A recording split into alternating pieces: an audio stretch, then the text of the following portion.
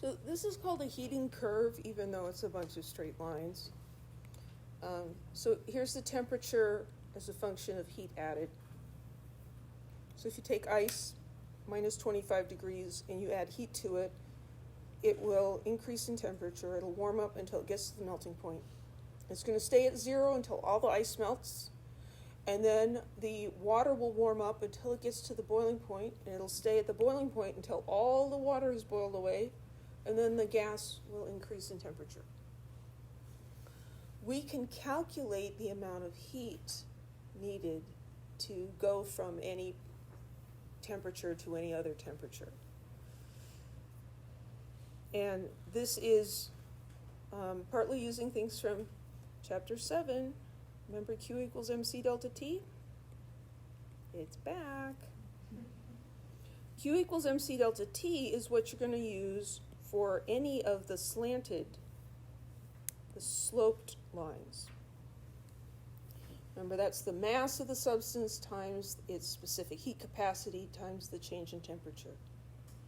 So here, going from negative 25 to 0, the final temperature is 0, minus negative 25, that temperature difference is 25 degrees Celsius. We need to be careful because the specific heat capacity of ice is different than water, which is different than steam. When we get to these flat places, that's where we're going to use what we learned today, the heat of vaporization for that one, and the heat of fusion for that one.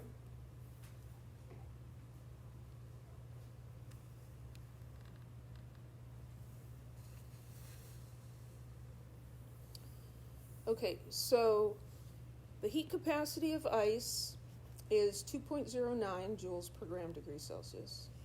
The heat of fusion of ice is 6.02 kilojoules per mole. If you put a small ice cube that's negative 10 degrees into a cup of water that is at room temperature, what does more of the cooling? The ice warming up to room temperature or the ice melting? The ice melting. Now, this is grams and that's moles, but this is 2 joules and that's 6 kilojoules. So the melting of the ice is what is really absorbing all the heat. I'm not going to spend a long time on that one. Okay. Calculate the amount of heat needed to take 1 mole of ice at negative 25 degrees to steam at 125. Let's just do part of this one. Give me a temperature.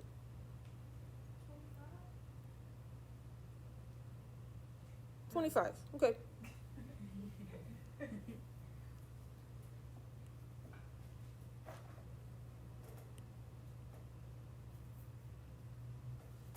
So instead of doing ice at negative 25, we're going to do water at 25 and go up to steam at 125. And the way you should do this is you should draw an ugly graph for yourself. So I know that the freezing point of water is 0 and the boiling point is 100. And so ice, sheesh.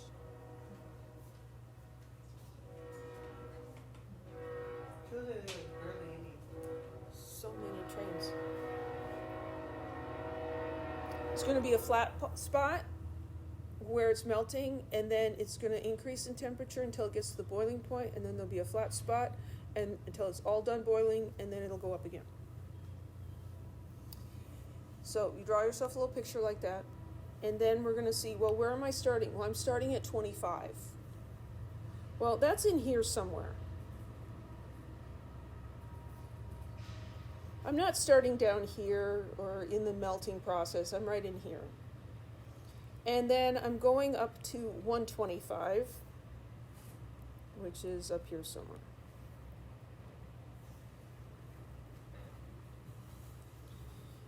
And what I need to do is I need to see, well, how many line segments do I have?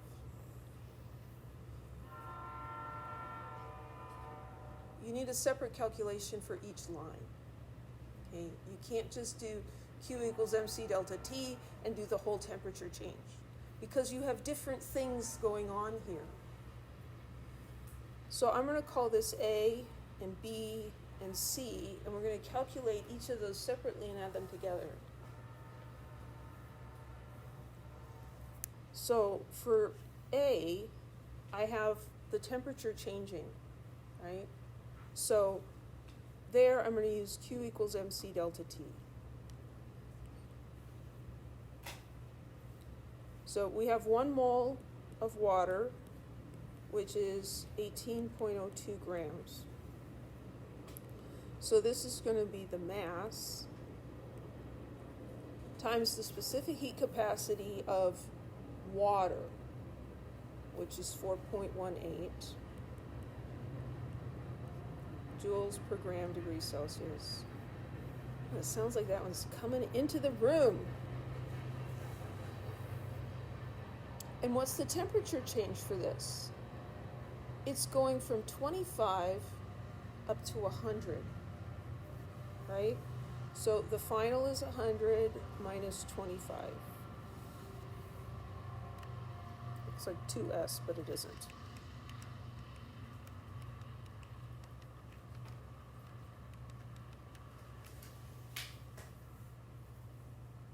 So that is 5649.27 joules.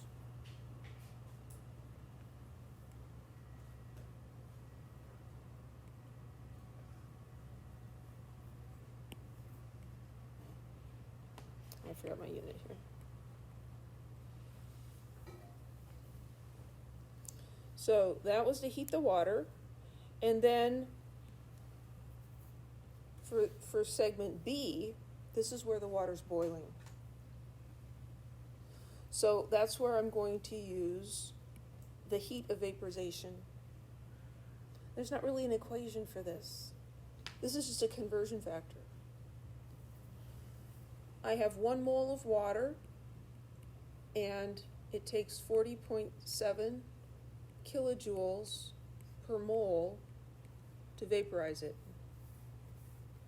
And so that's 40.7 kilojoules.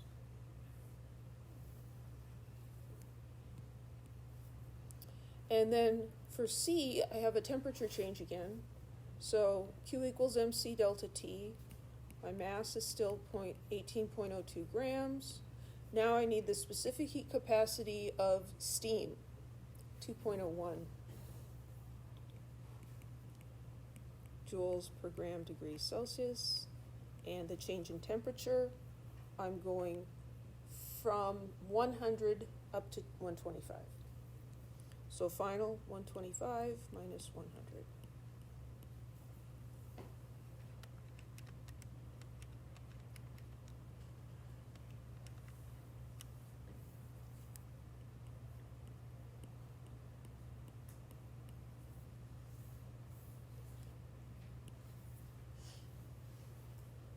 I'm not sure why the writing got smaller. Then I need to add these together. But this is kilojoules, and those are joules. So we could say, well, that's 40.7 times 10 to the third joules, and then we could add them.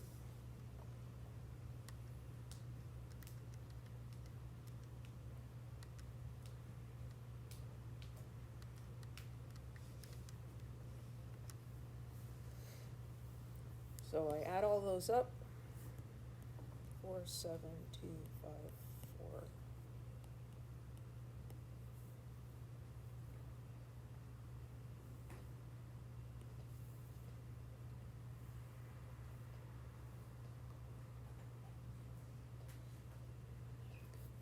Doing it this way makes the significant figures a little bit difficult. That's 40,700.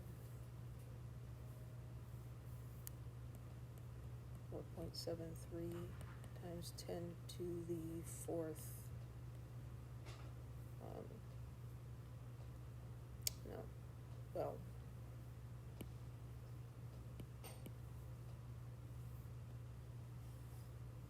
I think my brain just shut off. That is joules, and I want to go to kilojoules. So I'm going to divide by 1,000.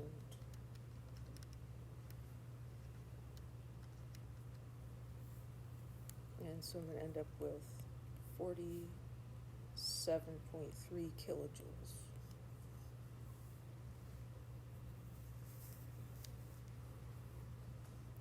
There'll be I think there's some homework problems that'll make you do those.